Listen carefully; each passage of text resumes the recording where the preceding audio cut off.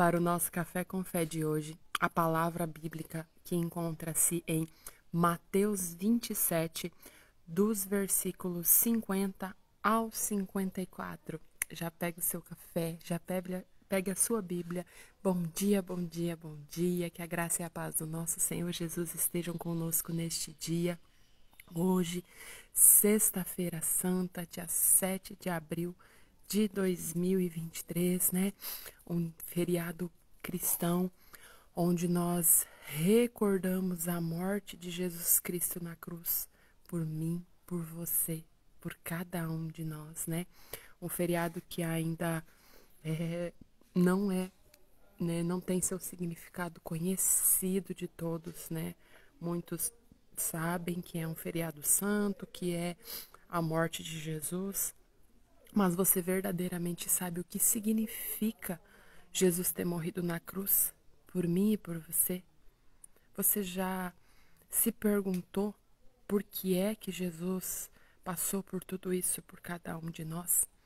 Os livros históricos, os livros que contam a passagem, né, de Jesus pela terra, os estudos que realmente afirmam que a história de Jesus é verdadeira e que realmente ela aconteceu, que realmente Jesus andou sobre a terra, relatam que a tortura, o sofrimento que ele passou, nenhum outro ser humano na terra desde então foi capaz de suportar.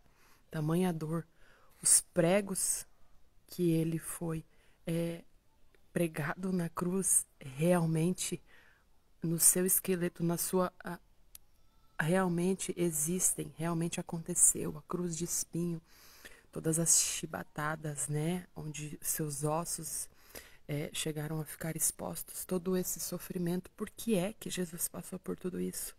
Por mim e por você, pelo amor que Deus sente por cada um de nós, né? E eu digo sim, sente porque é real. Embora a história de Jesus tenha acontecido há milhares de anos, nós a recordamos ano após ano, né? E todos os dias da nossa vida, né? Todos os dias nós clamamos, todos os dias nós pedimos, todos os dias nós buscamos, né, verdadeiramente em Deus. Mateus 27, versículos 50 ao 54. Acompanhe comigo a leitura. E Jesus, clamando outra vez com grande voz, entregou o Espírito. Foi o momento em que Jesus morreu, né? E eis que o véu do templo se rasgou em dois, de alto a baixo, e tremeu a terra toda, e fenderam-se as pedras. Abriram-se os sepulcros, e muitos corpos de santos que dormiam foram ressuscitados. E saindo do sepulcro depois da ressurreição, entraram na cidade e apareceram a muitos. E o centurião e os que ele guardavam a Jesus, vendo o terremoto e as coisas que haviam sucedido, tiveram medo e disseram: verdadeiramente este era o Filho de Deus. Essa frase, né, verdadeiramente este era o Filho de Deus. Quando eles colocaram Jesus na cruz, quando eles judiaram de Jesus, quando eles torturaram Jesus, eles acreditavam que se ele verdadeiramente fosse o Messias, como era pregado, ele não poderia passar por tal sofrimento. Ele não deveria passar por aquelas dores que qualquer outro ser humano passava. Ele deveria pedir a Deus que o livrasse, né, daquelas dores e daquele sofrimento.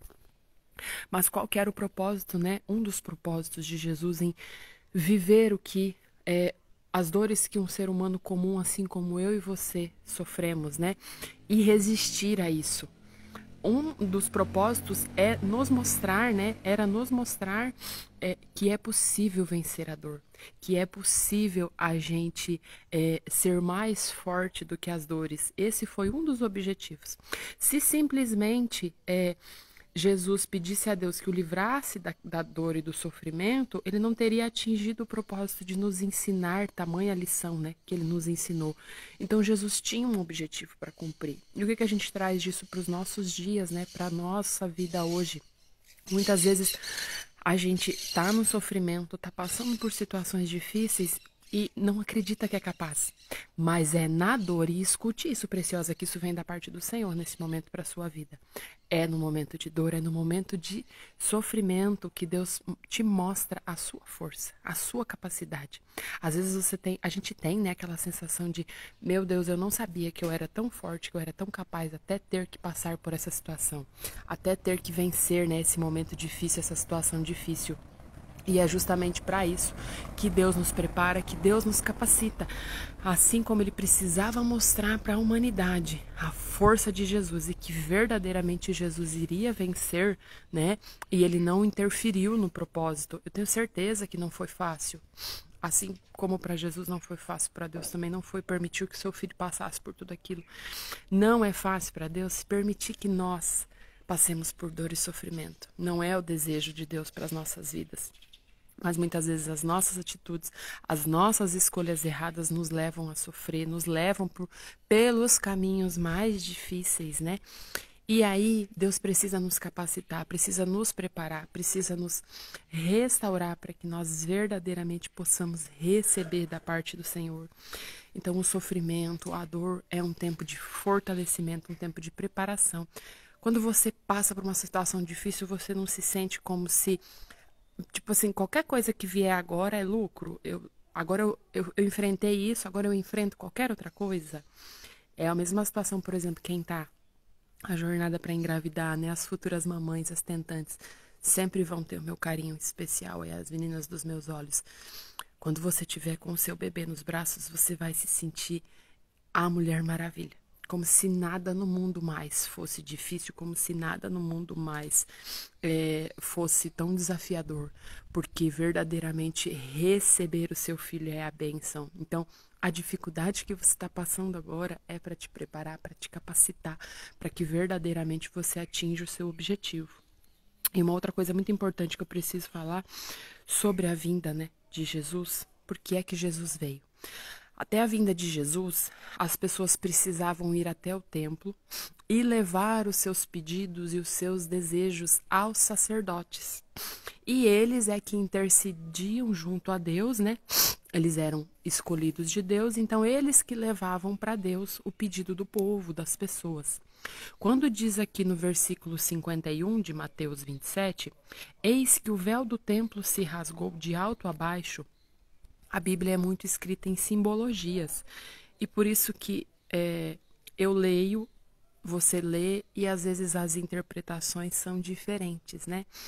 Essa passagem que diz que o véu do templo se rasgou, significa dizer que a partir da morte de Jesus, quem se torna intercessor direto, né? De nós, seres humanos, junto a Deus, é o próprio Jesus Cristo. Inclusive, mais adiante, né, na Bíblia, a gente lendo, relata que até os templos, com o passar dos anos, ruíram, porque as pessoas deixaram de utilizar os templos para fazer os seus pedidos, né?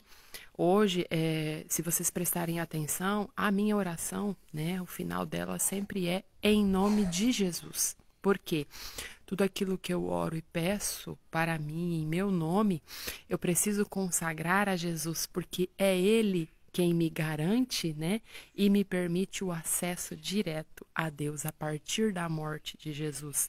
Então, um dos outros propósitos, né, mais um dos objetivos, né, entre os tantos da vinda de Jesus, também foi rasgar essa separação que existia entre o homem e Deus, né?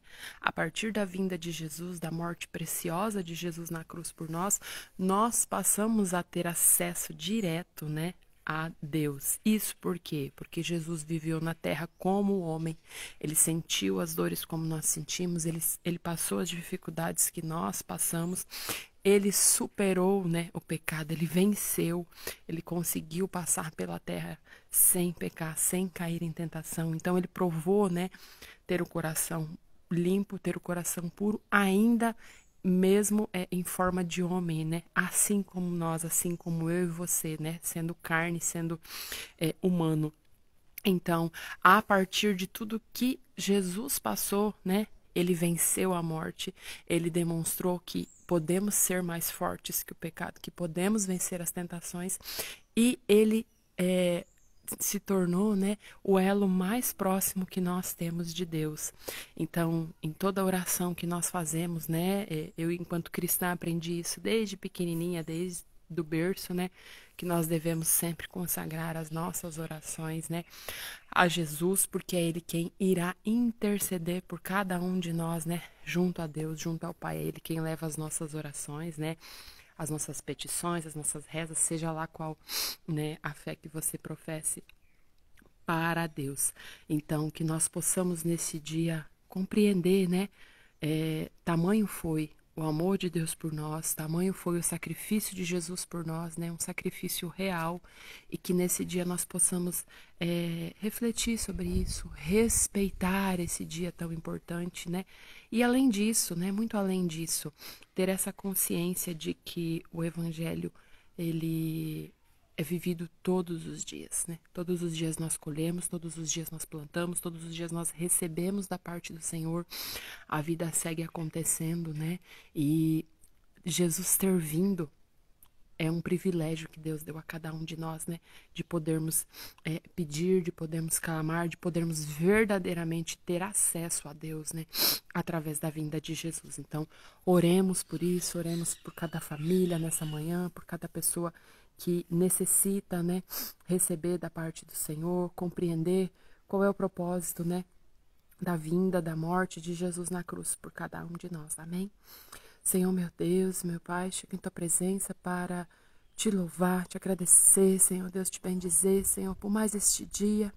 Te agradecer, Senhor, por tudo aquilo que o Senhor fez por nós, faz pelo Seu Filho amado Jesus, enviado, Senhor Deus, para morrer por nós na cruz.